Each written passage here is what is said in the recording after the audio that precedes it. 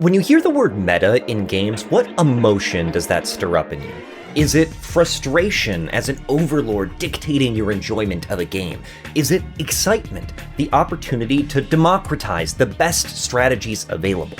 Gamers describe meta through a backronym, the most effective tactic available. I say backronym because that understanding of the word is a false etymology. The original word is a Greek prefix meaning beyond or along with, and was used as a shortening of the word metagame. However, in the 2010s, the backronym was popularized in MOBAs like League of Legends and Dota 2, and I'll admit does a pretty good job of describing what is meant when people talk about the meta. Think about each game you play, whether it's a board game, a video game, sports, trading card games, or war games. Once you understand the basic principles of how to play, the next step is understanding strategy, the method by which you win. Let's talk about two famous 5-on-5 games you might have heard of, basketball and Overwatch. Before 1990, the dominant strategy in basketball involved inside scoring with a man-to-man defense. At that point, the best way to prevent the opposing team from scoring was to pick one opponent and just stick to them to avoid them pushing in and scoring. Today, the dominant defensive strategy is zone and outside shooting. There are many reasons for this change, the quality of the players and technology, but a huge one was the introduction of the three-point line in 1979. Outside shooting became incentivized by the rules of the game, and so, of course, the strategies and players had to adapt. When Overwatch came out in 2016, the game was originally a 6v6 team game focused on objective play, like capturing points or pushing payloads. Originally, there were no restrictions on the role or characters a team could deploy, so some strategies like Six Bastion could take your opponent by surprise. As time went on, more strict rules were introduced, like character and role limits, eventually codifying the dominant meta strategy of 2 tanks, 2 offense, and 2 supports. This removed some of the frustration of players rolling up to a game with randoms only to find 2 snipers and no tank. What it also did was remove variable team structure, killing the potential of divergent strategies and locking down the creative development for team comp to a strictly defined format. Essentially, the dominant meta became enforced by the game and thus became the game itself. So, what does it mean to win? To be a winner? Some would say that's the whole point of playing games, to win, that without winning, there's no point in playing. That has to be true to some extent, right? Win or lose, you have to try to win as part of the social contract of playing a game. But what happens when the same player or the same strategy wins over and over and over again? The point of the game might be to win, but does the winning at that point remove the reason to play at all, which is to have fun? Games are essentially a collection of shared agreements by all parties involved. One of those is that you're trying your best to win. Without these shared agreements, without trying to win, there's just no game. So, winning is important. No! Trying to win is important. Winning might matter to you if you're there to compete for the soul of your grandpa or get prize money for your sister's eye surgery, but otherwise, it really has no impact on the game itself. Winning is just a finish line. Where it might impact the game is continuous success with a proven strategy, which will cause other players to react to your winning strategy. And there we have the birth of metas and table politics. Metas are the dominant strategies within a game format. In trading card games like Magic the Gathering and Pokemon, the meta is understood as the top decks winning recent tournaments. The strength of a deck is then responded to by others switching to playing that deck, or creating or adjusting decks just to beat that one. In video games, it might look like a specific loadout for Call of Duty, or 1 tank, 1 healer, 3 DPS as the standard party makeup in World of Warcraft. Now, there's still creativity to be had in standard formats. Standard formats breed creativity as much as they quash it. In a more limited field of view, you can focus on unique ways to tackle predictable problems. If the format is too wide, it's too difficult to make accurate and consistent predictions to deal with the usual suspects that you'd find in a meta. But all this shaving away at a game to create a format that the majority of players play leaves just so much meat on the bone. Take a card game like Pokemon. The standard format, the format most players play, includes the last few regulation marks. So anything with the letters H, I, and J in the bottom are legal. Anything else is not. There are exceptions for cards with the same effect, but essentially what this does is it limits the card pool you have to build from the cards released in the last 2 years or so. Now, I want to be clear, I'm not criticizing that practice. Not in this video anyway. What I do want to do is point to the thousands of cards and years of history and say, what about all that? Surely there could be some nuggets of fun buried in the old mountains of cards. And there is!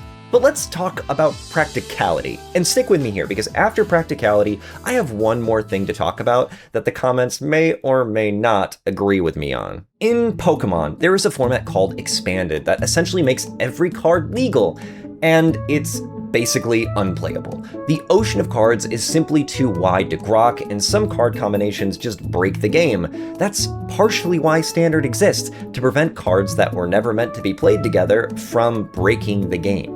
But there exists another popular format, Gym Leader Challenge, invented and popularized by Andrew Mahone, who runs the channel Tricky Gym. Essentially, this is an expanded format, but it has a ban list that limits you from picking any cards with a rule box, limits you to 1 card of each name besides basic energy, and limits you to Pokemon of a single type. This is an example of a rule set that means that decks can never be too consistent or too powerful. A fire deck might become pretty strong, but that means playing a water deck to counter it would prevent that from dominating the format. Then you might get players going to counter that with a lightning and then counter the counter. And the fact that it's a singleton format means that decks should ideally not get too expensive because you only have to buy 1 of any specific card. And that's something I also want to touch on.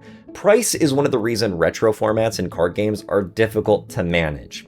If you've paid any attention to Pokemon these days, you can see that its popularity is out of control. Products at MSRP are immediately bought off the shelves and online and out of vending machines. And luckily this doesn't hurt players of the game too much, since the people buying these products are mostly after the expensive art rares, and Pokemon is a game where those cards also exist in much cheaper normal versions. You can simply order the normal ones and avoid buying sealed product at all and save heaps. This makes Pokemon, surprisingly, the cheapest TCG to play if you just avoid booster packs. But I say that with a huge chip on my shoulder, because I love opening booster packs. It's never economical to do so, but it's fun, and some really fun formats can be created by using them. For instance, when a new Pokemon set comes out, stores will run an event called a pre-release, where you get a small pre-made deck and a few packs, and then you have half an hour to create a new 40-card deck with it, and then play in a small Swiss tournament with those decks that you just made.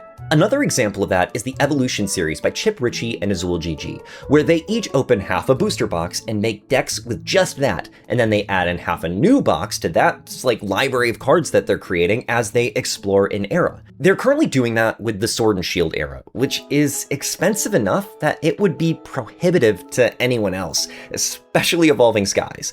I can't imagine doing that in one of the older eras where some of the booster boxes can go for thousands of dollars.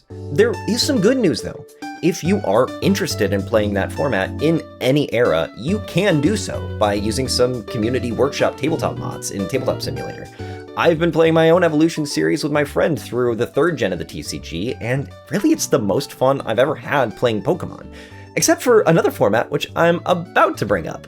Because if those options are inaccessible to you for whatever reason, there is still hope.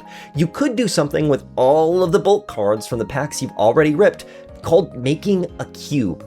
Essentially, you create your own format using the cards you own by curating them into a box that you and your friends are going to draft from. You make decks using those cards from the pool of cards that you chose, and I'll admit, this is a bit labor intensive to initially create the cube, and you'll likely have to make some adjustments after your first play, but having a whole format sitting in a box ready to go is hugely freeing. That pile of bulk transformed from a pile of shame into a self-contained board game ready to play at a moment's notice. These are all what I'd like to call rogue formats, ways to play the game that diverge from the way those running the game intend the majority of the players to play.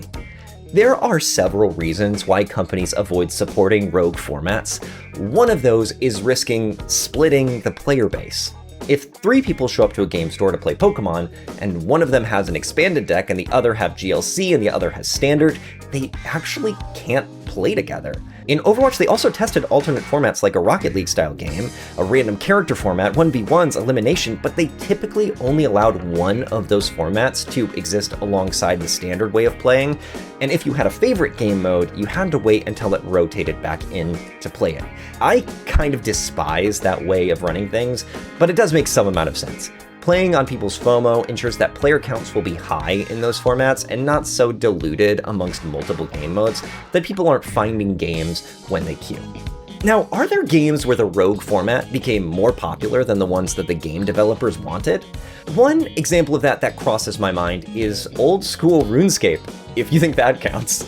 Despite many attempts to move players to the new version of RuneScape, they just couldn't overcome the beast that they had created in the OG RuneScape. So they just decided to fully lean into and explore their property with other genres of games, like a survival game they created called RuneScape Dragonlance. Another example could be Dota, which started off as a modded way to play Warcraft 3 and evolved into its own genre, spawning the likes of League of Legends and Dota 2 and many others. Now you could even look at Fortnite, a game designed to follow the survival trend, pivoting to follow the Battle Royale trend, and then becoming the biggest video game on the planet, maybe besides Roblox. There are loads of examples of games throughout history changing as they get passed from hand to hand.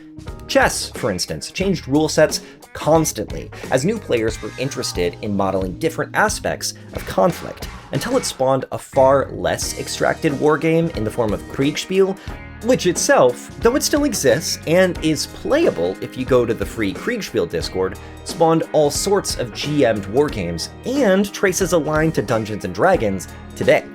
Yes, I am indeed saying that if you play Dungeons & Dragons, you are essentially playing a rogue format of chess. And doesn't it say a lot about us humans that we went from a game about trying to defeat a king through abstracted grid-based movement, and then we added an option to potentially seduce him instead?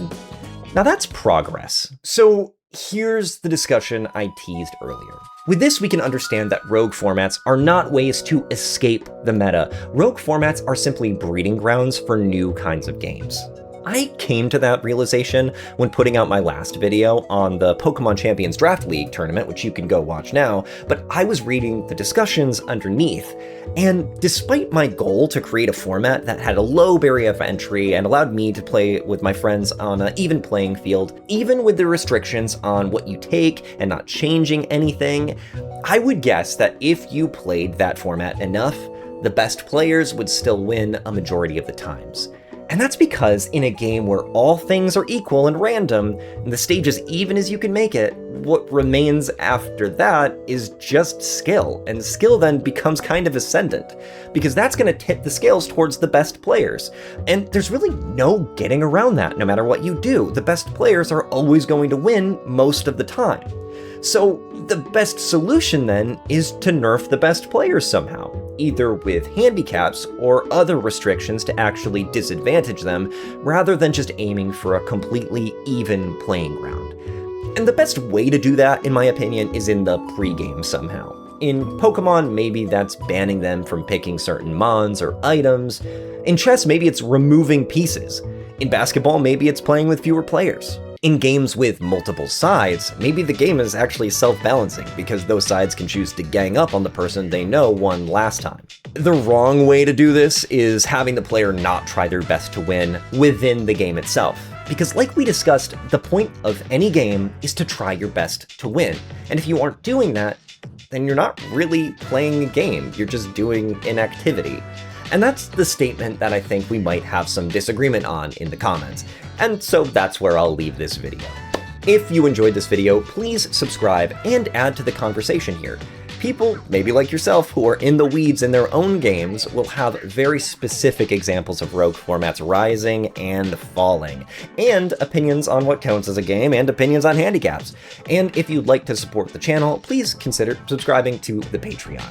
My name is Ben, thank you so much for watching, and I'll see you next time.